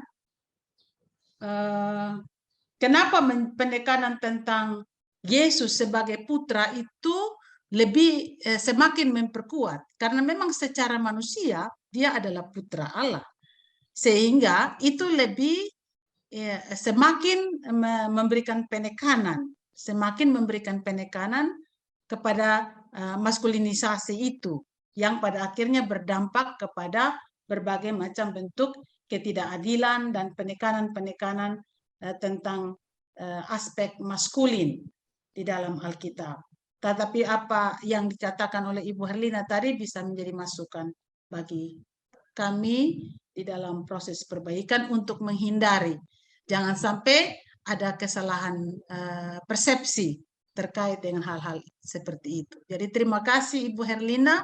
Mungkin di dalam perbaikannya kita memformulasikan sedemikian rupa untuk menghindari persepsi yang seperti yang dikatakan oleh Ibu Herlina. Mungkin saya tambah satu ya Ibu Herlina, dalam kaitan dengan metode tadi, sebagai contoh, misalnya di pengalaman gereja Masehi Injili di Timor, ini banyak orang-orang Gemit juga ada di sini, di pengalaman gereja Masehi Injili di Timor, sebentar ya. Itu juga ada di dalam materi yang saya punya, tapi waktu tidak cukup tadi, bahwa ada yang disebut dengan pengakuan iman gemit. Saya tidak tahu di Gereja Kristen Sumba ada dibuat pengakuan iman GKS, tapi di Gemit ada yang disebut dengan pengakuan iman gemit. Pengakuan iman gemit itu dibuat di samping pengakuan iman rasuli dan pengakuan iman Nisea Konstantinopel. Jadi pengakuan iman gemit ini biasanya dipakai di hari ulang tahun Gemit, di pengresmian gedung gereja, dan kadang-kadang juga pada masa-masa Advent. Pengakuan iman ini sama sekali tidak dimaksudkan untuk mengganti misalnya pengakuan iman rasuli dan Nisea yang sudah ada. Tapi dipahami bahwa Gemit adalah bagian yang tak terpisahkan dengan gereja Tuhan di seluruh dunia. Sehingga di samping pengakuan iman yang kita ikrarkan setiap minggu, Gemit juga memiliki sebuah pengakuan iman Gemit yang dibuat dengan memperhatikan tentang unsur-unsur kontekstual dan isu-isu abad 20. Dan unsur-unsur tersebut dianyam secara baik dalam rumusannya. Misalnya masalah gender, masalah keutuhan ciptaan, isu-isu abad 20, itu dianyam secara baik dalam rumusan pengakuan iman Gemit. Dan khusus yang berkaitan dengan masalah gender, unsur-unsur yang ditambahkan dalam pengakuan iman Gemit itu secara eksplisit disebutkan di sana Allah yang mengasuh. Kami percaya kepada Allah yang mengasuh dan memelihara kami seperti seorang ibu. Ini menunjukkan bahwa ada pengakuan akan unsur keibuan dalam diri Allah. Dan di sini Gemit berusaha untuk pada satu sisi dia setia pada tradisi Alkitab dan tidak menyebut Allah dia seorang perempuan, seorang perempuan, tapi dia menyebut Allah sebagai seorang ibu. Jadi ada gambaran, ada pengakuan akan gambaran Allah sebagai seorang ibu. Jadi itu contoh bahwa Gereja Mesih Injili di Timor itu sudah melakukan hal itu sebagai salah satu metode untuk mengakomodir. Inilah konteks Gemit. Demikian. Diekspresikan dengan menjadi keras pada diri. Baik, terima kasih untuk Ibu Maria.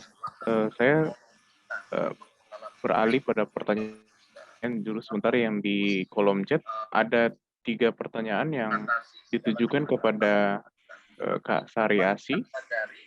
Pertanyaan pertama, nats pendukung atau topik dalam Alkitab untuk menjelaskan bagaimana makna kristologi dalam Kisah Danau Toba. Pertanyaan berikutnya, tentang sejarah Danau Toba, bagaimana memberikan pengertian tentang sebuah kemandirian perempuan dari peran yang diberikan di dalam tanggung jawab domestik tanpa membuat makna kemandirian itu sebagai mungkin pemberontakan di sana. Dan ya, itu dulu 2 buat Kak Sari Asi. Silakan Kak. Mungkin sekalian yang raise hand itu, satu raise hand. Oh iya, boleh Ibu Oli Beatrix.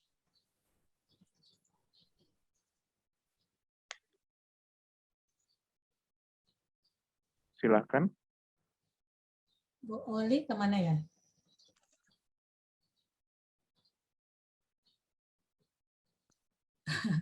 Boleh dijawab dulu aja Bu ya. Nanti Ya. sebentar baru ke Ya, baik. Ibu Oli lagi. Silakan Kak Sari. Ya, baik, terima kasih Rian yang sudah memberikan kesempatan. Pertama saya akan mencoba untuk menjawab dari Ibu Dame yang berkaitan tentang apa teks ataupun perikop yang mendukung pengertian ataupun penjelasan tentang kristologi terkait dengan legenda asal-usul Danau Toba. Saya tidak akan menjelaskan secara spesifik apa ataupun memastikan itu tepat. Tetapi yang saya mau katakan bahwa kisah tentang percakapan Yesus dengan perempuan Samaria yang di sumur itu menurut saya itu menjadi salah satu perikop yang bisa menerangkan setidaknya bagaimana kehadiran seorang perempuan yang juga memberikan ataupun menawarkan air kepada Yesus pada waktu itu di dalam kehausan.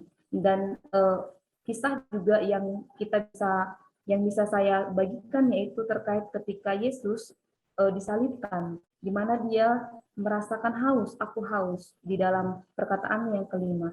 Nah, ini juga menjelaskan bahwa ketika Yesus mengatakan aku haus, ini menjelaskan bahwa sisi kemanusiaan Yesus begitu terlihat, dan yang kita pahami bersama bahwa perempuanlah juga yang turut di dalam memberikan air kepada Yesus pada waktu itu. Nah, ini saya pikir bisa menjadi landasan ketika ingin menjelaskan tentang kristologi, kaitannya dengan legenda asal-usul Danau Toba, yang walaupun konteksnya tidak persis sama sebagaimana yang saya bagikan sebelumnya. Nah, yang kedua yaitu kepada Ibu Merari terkait dengan bagaimana kita mau menjelaskan tentang kemandirian, yang menjadi salah satu hal menarik yang saya tawarkan di dalam legenda Danau Toba. Saya mau mengatakan bahwa ketika kita mencoba untuk menjelaskan kemandirian kepada seorang perempuan, saya mau mengatakan bahwa perempuan itu pada umumnya tidak begitu bergantung kepada orang lain. Mengapa ini saya katakan? Karena pada umumnya hanya perempuanlah yang disebutkan mampu untuk melakukan peran ganda, baik dia sebagai seorang istri, sebagai ibu, ataupun sebagai perempuan yang berkarir. Nah, ketika kita hendak menjelaskan tentang kemandirian ini kepada perempuan, ya memang kita harus mengatakan kepada mereka bahwa perempuan mampu untuk melakukan banyak pekerjaan. Begitu. Mungkin itu yang bisa saya jelaskan. Terima kasih. Terima kasih, Kak Sari. Apa Ibu Oli Beatrix sudah bisa bertanya?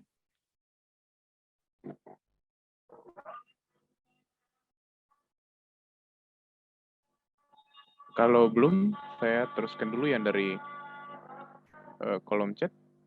Ada sekitar 3 pertanyaan untuk Ibu Pendeta Evi. Pertama, bagaimana kita sebagai orang percaya, khususnya kaum feminis, menyikapi dan menghadapi masa pandemi COVID-19 terkait tema Yesus, Ibu yang terluka secara real dalam sikap kehidupan sehari-hari. Yang kedua, kebebasan pemberian makna terhadap Yesus yang menderita di masa COVID-19 sampai batas apa? Dan pertanyaan ketiga, pada banyak kasus-kasus kekerasan di dalam rumah tangga, baik kekerasan seksual, fisik, dan verbal, bagi perempuan dan anak perempuan di dalam keluarga selama masa pandemi COVID-19, terkhususnya pada masa awal-awal PSBB dan PPKM. Bagaimana peran gereja untuk menghadirkan wajah Kristus bagi perempuan-perempuan korban KDRT selama pandemi COVID ini? Dipersilakan Ibu Pendeta Evi. Yang kedua dari apa, Pak? Yang kedua tadi, kebebasan pemberian makna terhadap Yesus yang menderita di masa COVID-19 sampai batas apa? Sampai di mana kebebasan pemberian makna? Gitu, terima kasih. Terima kasih Bapak Moderator. Saya mau menanggapi yang pertama, ya, bagaimana kita sebagai orang beriman menggunakan perspektif ini, ya, menggunakan perspektif ini khusus bagi kita yang masih terus bergumul di masa pandemi COVID-19. Ya, tentu seperti yang saya bilang tadi bahwa sekalipun situasi sekarang ini sudah pelan-pelan mengalami perubahan di sana-sini dan kita semua sudah mulai berinteraksi secara jauh lebih baik, kontak-kontak sosial dan sebagainya. Namun tetap saja bahwa pergumulan-pergumulan yang terkait dengan pandemi COVID-19 ini yang pernah dialami pada masa lalu dan masih kita alami pada masa kini dan entah sampai kapanpun ini masih terus kita hadapi. Dan melalui pokok ini bagi saya ini kiranya dapat menguatkan kita yang masih terus bergumul di tengah-tengah penderitaan dunia ini. Ya, salah satu sebagai dampak dari pandemi COVID-19 kita berhadapan dengan berbagai pergumulan dan penderitaan, tapi kalau kita percaya dan kita yakini bahwa Yesus Sang Ibu itu tidak pernah meninggalkan kita, maka kita juga percaya bahwa kita akan dikuatkan untuk menghadapi badai yang tidak kita ketahui kapan akan berakhir ini. Kita terus dikuatkan bahwa Dia tidak pernah meninggalkan kita seperti seorang ibu yang tidak pernah meninggalkan kita, anak-anaknya, di tengah-tengah kehidupan, ke dalam menangis, dalam berbagai kesulitan kehidupan. Itu yang pertama. Dan di tengah-tengah berbagai kasus kekerasan, pandemi, ya peran gereja adalah terus menguatkan jemaatnya.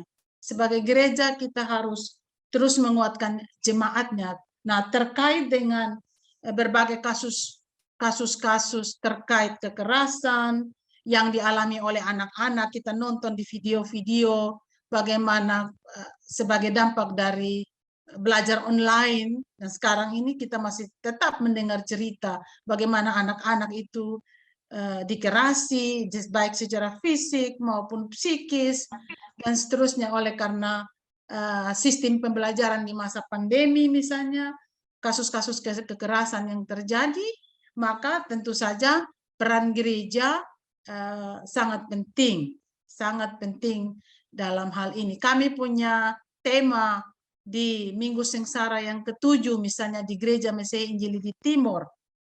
Dalam minggu ini adalah memutus rantai kekerasan.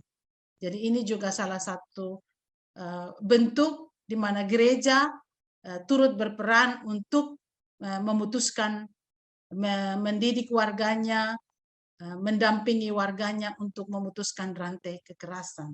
Kalau kita menangisi Kristus yang diperlakukan secara kejam dalam perjalanannya menuju salib, maka refleksi kita yang sesungguhnya adalah juga untuk menghentikan segala bentuk kekerasan, bukan saja secara fisik, tetapi juga secara psikis.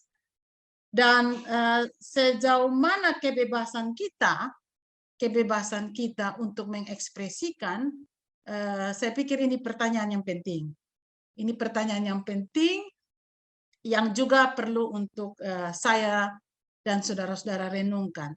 Kita memang diberi kebebasan yang sepenuhnya untuk mengekspresikan tentang siapa Kristus menurut pengalaman kehidupan, sejauh itu tidak bertentangan dengan iman dan kepercayaan kita kepada Tuhan. Tetapi apa yang menjadi pertanyaan ini membuat saya sadar bahwa mungkin dalam proses perbaikan nanti, terima kasih, saya harus tetap catat ini bahwa di dalam kebebasan kita untuk mengekspresikan tentang siapa Yesus, kita jangan kebablasan begitu ya. Kita jangan kebablasan, kita harus tetap ada pada rel-rel yang tidak boleh untuk kita abaikan. Terima kasih banyak atas masukan itu, saya catat. Terima kasih Bapak Moderator. Untuk Ibu Maria, saya beri kesempatan terakhir, satu pertanyaan terakhir bagi rekan-rekan di forum ya, ingin bertanya langsung.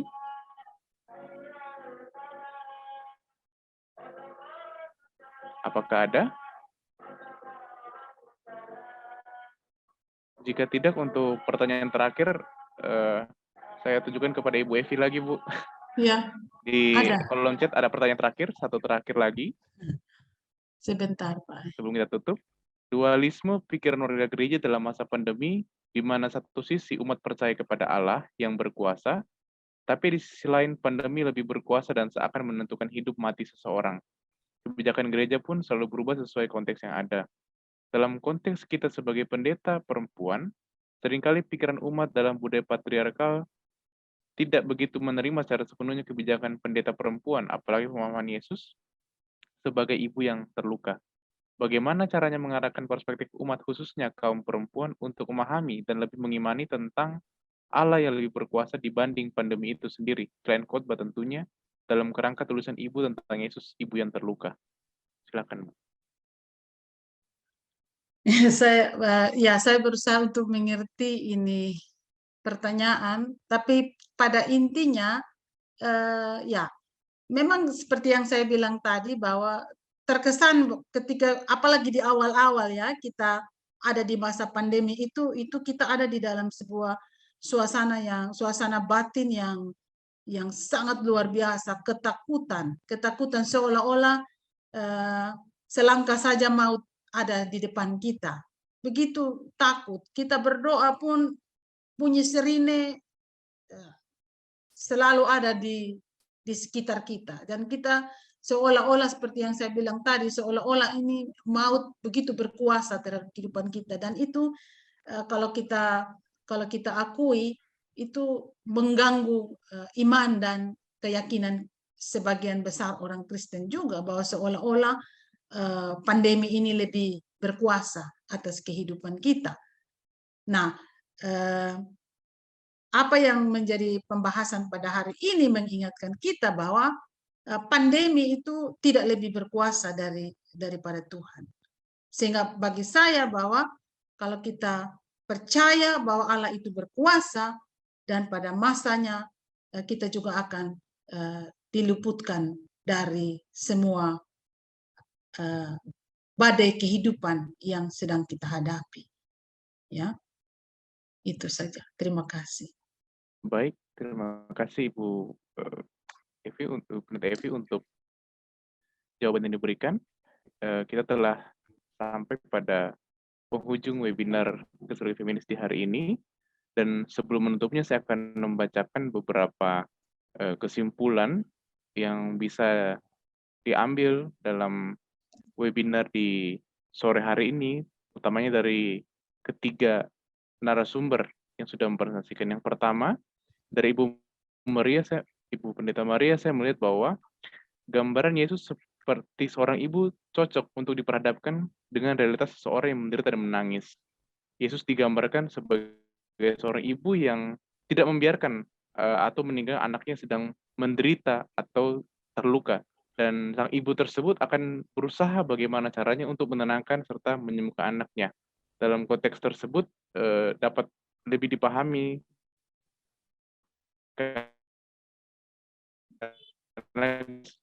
kemudian dari Kak Maria Bire tentang perempuan penenun, ada falsafah yang terkandung dalam selembar kain tenun dan itu mesti mendapatkan penghormatan.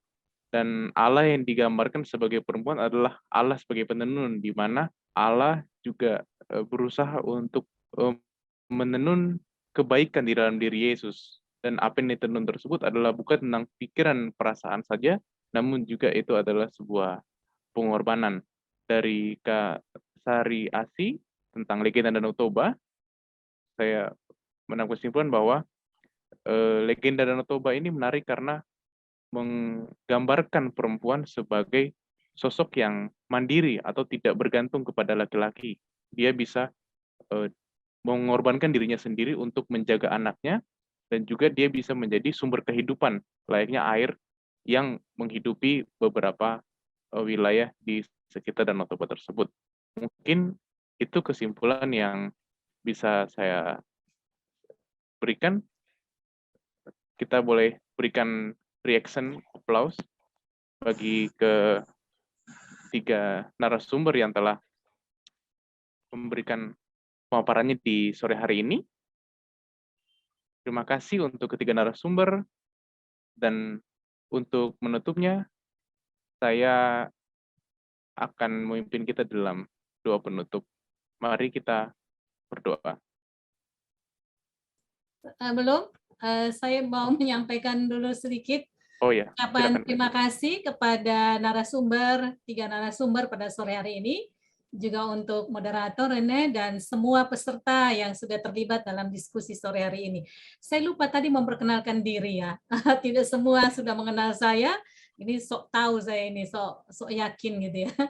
Ya, saya sebagai ketua dari Pusat Studi Teologi Feminis dan saya dibantu oleh Andreas Kristianto. Mana Andreas nih? Kami berdua yang menangani Pusat Studi Teologi Feminis. Mana Andreas? Nggak kelihatan ya. Ya mungkin di layar berikutnya ya. Baik, dan saya senang bahwa di antara 18 narasumber itu 9 laki-laki dan 9 perempuan ya. Jadi seimbang gitu. Padahal ini tidak direncanakan. Dan temanya sangat beragam dari timur ke barat Indonesia, dan juga ada yang temanya queer atau LGBT, dan ada 2 rekan dari Muslim. Ya, itu menarik. Jadi kristologi kita itu agak bervariasi gitu ya. Dan ini akan dijadikan buku nanti terakhir. Jadi bagi teman-teman yang tadi meminta artikel, sabar ya. Kita lengkapi dulu berdasarkan masukan-masukan dari Bapak Ibu. Nanti kalau sudah diterbitkan dalam buku, baru nanti akan disampaikan kepada Bapak Ibu semuanya. Yang berikutnya adalah untuk tema minggu depan, ini ada tema yang menarik, itu ada dari Ibu Rospita Siahaan, metafora alas sebagai perempuan, pembacaan feminis perempuan dirham yang hilang, dalam Lukas 15 ayat 8-10. Kemudian ada dari Ibu Lilia Wetangtera dari Kupang, Yesus dalam gambaran perempuan penyintas perdagangan orang di Nusa Tenggara Timur. Ini menarik juga. Kemudian ada dari Rumondang Lumban Gaul, ini sekali lagi dari Batak, Yesus sebagai Inang Toba, suatu upaya penggambaran kristologi feminis dari budaya Batak Toba. Nah, itu 3 tema yang beragam ya, ada dari timur, ada dari barat, kemudian ada yang tentang penyintas ya, perdagangan orang. Nah, kami menunggu kehadiran Bapak Ibu untuk minggu depan dan juga untuk sesi webinar selanjutnya sampai di akhir. Ya, akan disediakan sertifikat bagi Bapak Ibu yang sudah mendaftar. Sekali lagi terima kasih untuk kehadirannya dan terima kasih juga untuk masukan-masukannya. Tuhan memberkati kita.